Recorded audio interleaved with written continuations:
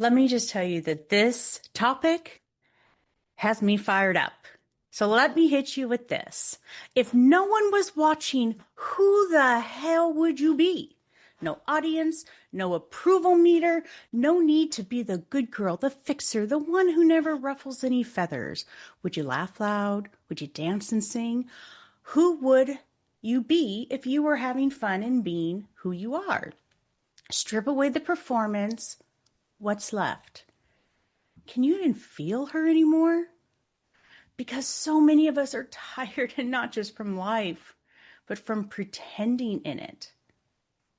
Welcome back to Embodied Living, where we stop performing and start fucking living.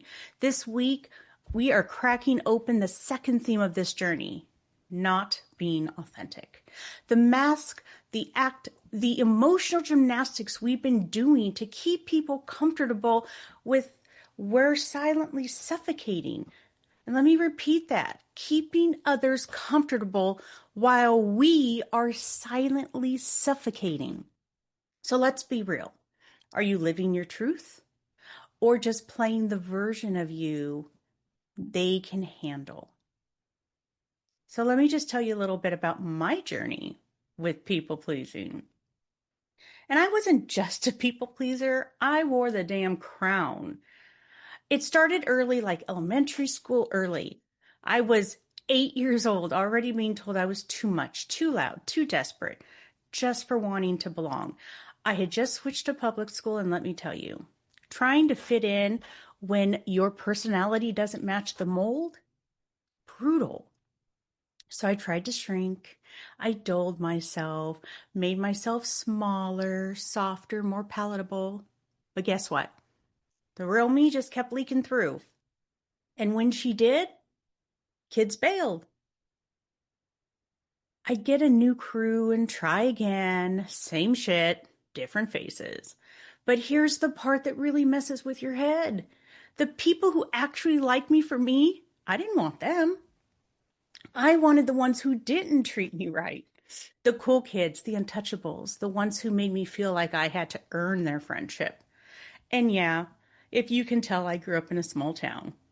The kind where you hang with in kindergarten somehow defines your entire social worth until graduation.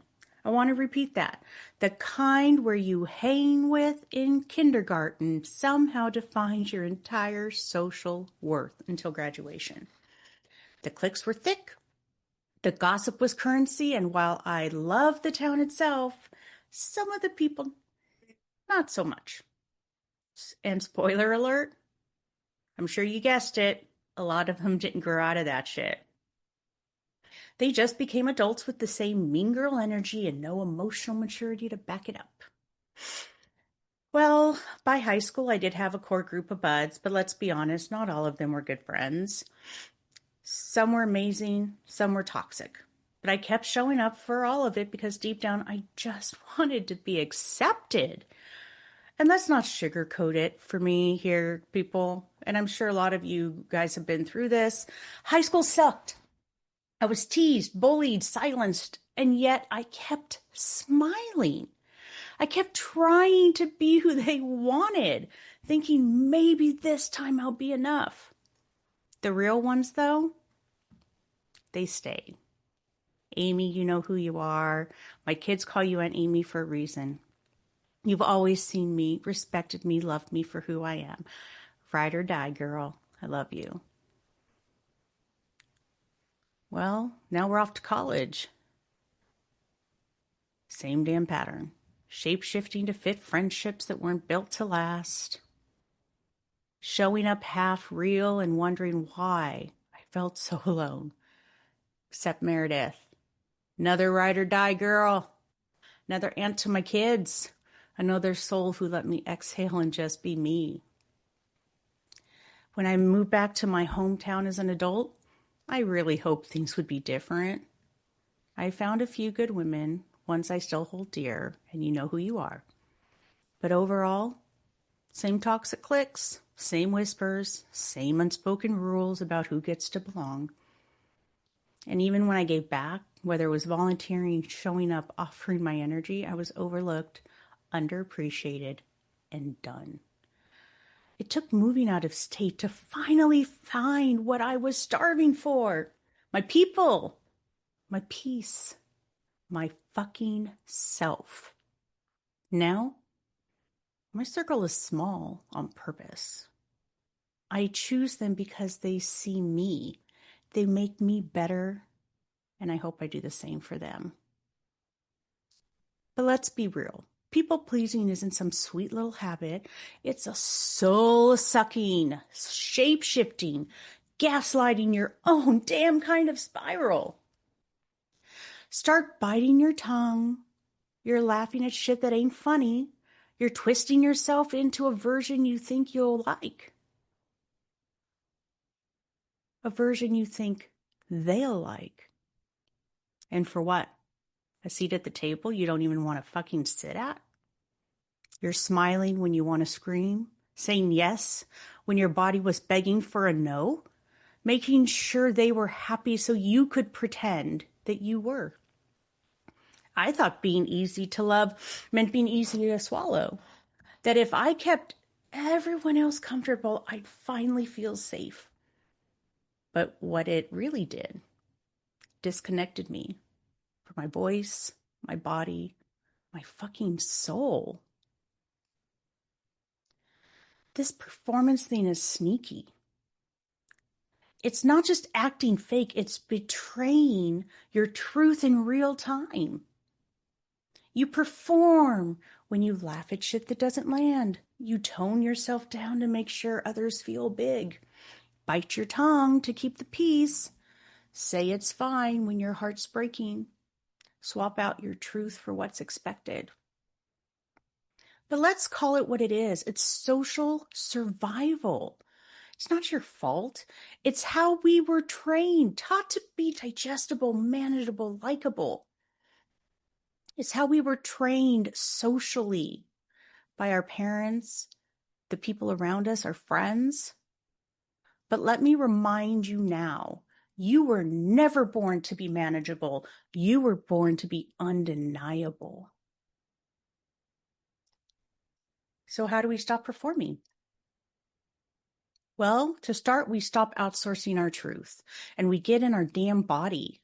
Because here's the thing, our body doesn't lie, but she protects us. She's not betraying you. She's been guarding you. Every flinch, every clench, every ache you felt, that's her waving a red flag, whispering, hey, babe, this isn't safe. This isn't truth. This isn't you. She doesn't people please. She doesn't perform. She reacts. She resists. She remembers. And that's what we forget. The trauma that lives in our bodies didn't come out of nowhere. It's not weakness. It's not some flaw you have to fix. It's the wisdom of survival.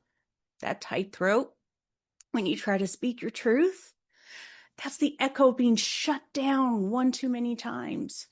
The locked jaw in your nice girl smile, that muscle memory from every moment she had to pretend you were okay.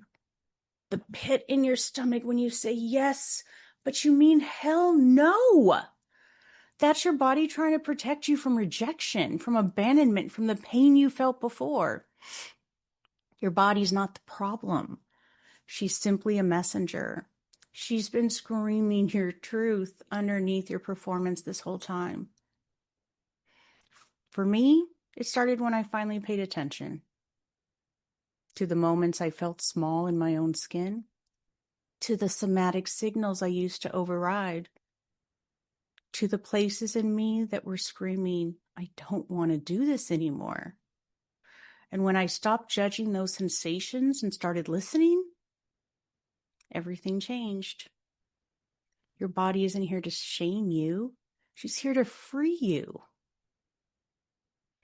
So if your body is screaming for something real, listen. That tension, that shutdown, that gut pull, it's not something to fix.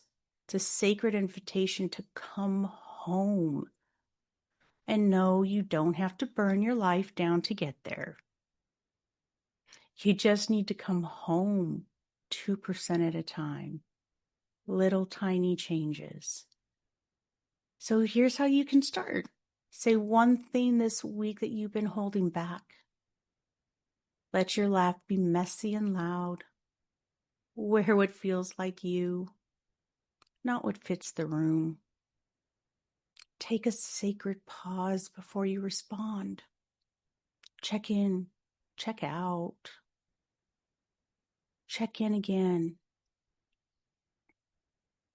Let your no be a full sentence. No backup plan, no softening. No and a period. That's it. Authentically isn't some polished persona. It's raw, it's wild, and it's you. Unfiltered, unapologetic, undeniably whole. So let's talk about journal prompts. I want you to think about this week. Where in my life am I performing instead of expressing? Where are you not letting yourself be who you are in order to keep the peace, in order to stay safe? Again, where in my life am I performing instead of expressing? And after that, ask yourself, what would 2% more real look like this week? Keep it small. We're not making big shifts at a time. We're doing small shifts that last. And that's it. You don't need a total life makeover, just one bold breath in the direction of your truth. So let's get this straight. You don't have to perform to be lovable. You don't have to earn rest, peace, or praise. You are not here to be nice. You are here to be real. Your softness is sacred. Your fire holy. And your truth, man, it's fucking magnetic. So let's say this affirmation together 3 times. I get to be fully me and deeply loved. I get to be fully me and deeply loved. I get to be fully me and deeply loved. Let that land. And if this episode hit that soul nerve, share it. Send it to women who need to feel this, who are ready to drop the mask and rise. Feel free to DM me, tag me. Let's do this thing together. And until next time, stay embodied, stay radiant, and as always, stay real as fuck.